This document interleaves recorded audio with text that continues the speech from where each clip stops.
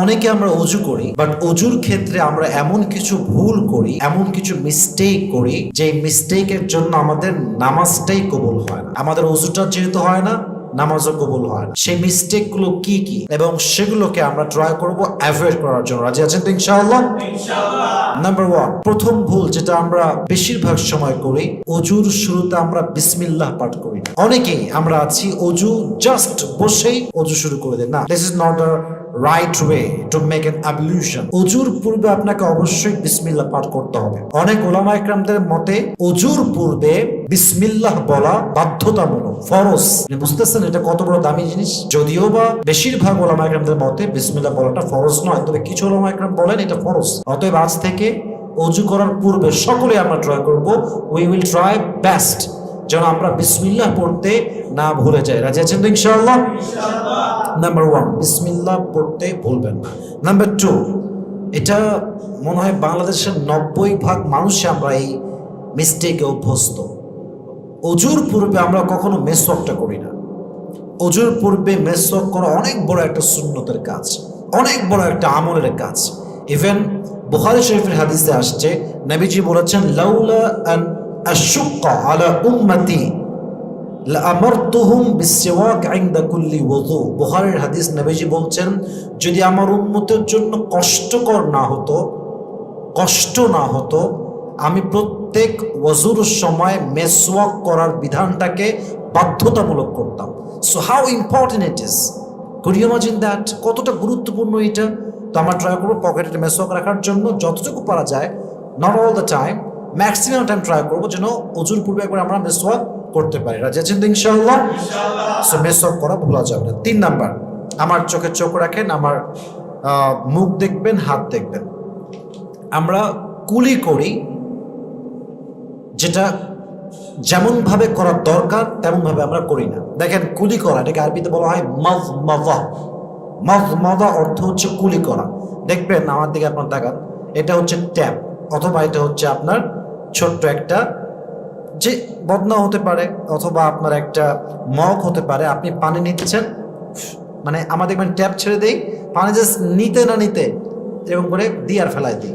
এটা করলে কুলির মূল যেই অর্থ, এটা আপনি হাসিল করতে পারবেন না।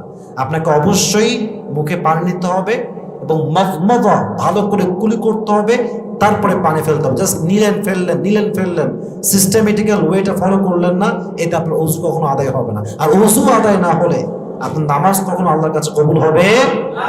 কুলি করার ক্ষেত্রে খুবই সাবধান। অবশ্যই হাতের কষে পানি নিয়ে বারবার মুখে নিয়ে কুলি করে তারপরে বাইরে ফেলবেন। আল্লাহ আমাদেরকে বোঝার তৌফিক দান করুন, সকলেই মন খুলে পড়ুন আমিন। 4 নাম্বার, নাকে পানি দাও, এটাকে আরবিতে বলা হয় ইস্তিনশাক। আমার নাকে পানি দেই, বাট এটার ক্ষেত্রে আমরা অনেকেই ভুল করে ফেলি, যার কারণে রোজার আমাদের অজুটা পরিপূর্ণ আদায় হয় না। আর অজু আদায় না হওয়ার কারণে নামাজটা হয় না। কেমন করি দেখেন, ইস্তিনশাকের অর্থ হচ্ছে অবশ্যই আপনাকে নাকে হালকা পানি দিয়ে নাকের যে ময়লাগুলো আছে এই ময়লা দূর করতে জাস্ট একটু টান দিতে হবে। আপনি হালকা টান না দিলে আপনার নাকের ভেতরে যে ময়লাগুলো আছে এটা বের হবে না। অনেকে দেখবেন ট্যাপ ছেড়ে দেয়, জাস্ট এমনে দেয়, এটা ঠিক না।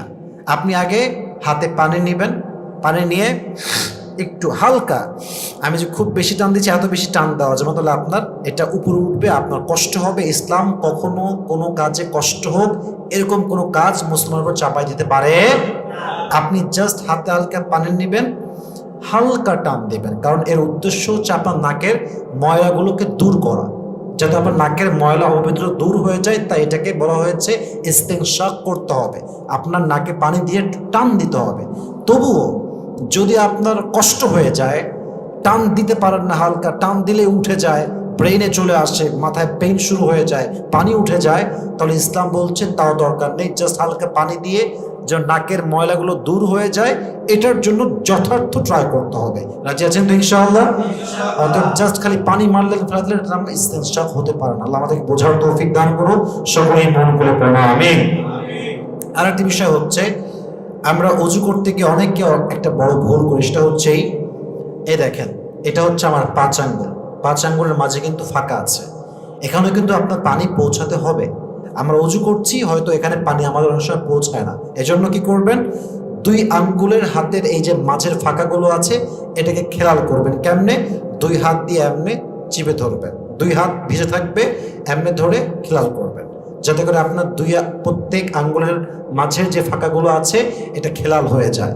যদি এটা ধৌত না করেন, ইস্তেনশাক কুলি ভালো করে না করেন, মফমদা আমি ইস্তেনশাক আমার নাকে পানি না দেন, মফমদা কুলি না করেন, বিসমিল্লাহ না পড়েন, মেসওয়াক না করেন, অজুর যে পরিপূর্ণতা আছে, যে বিধান আছে, এটা পারফেক্টলি আদায় হবে না।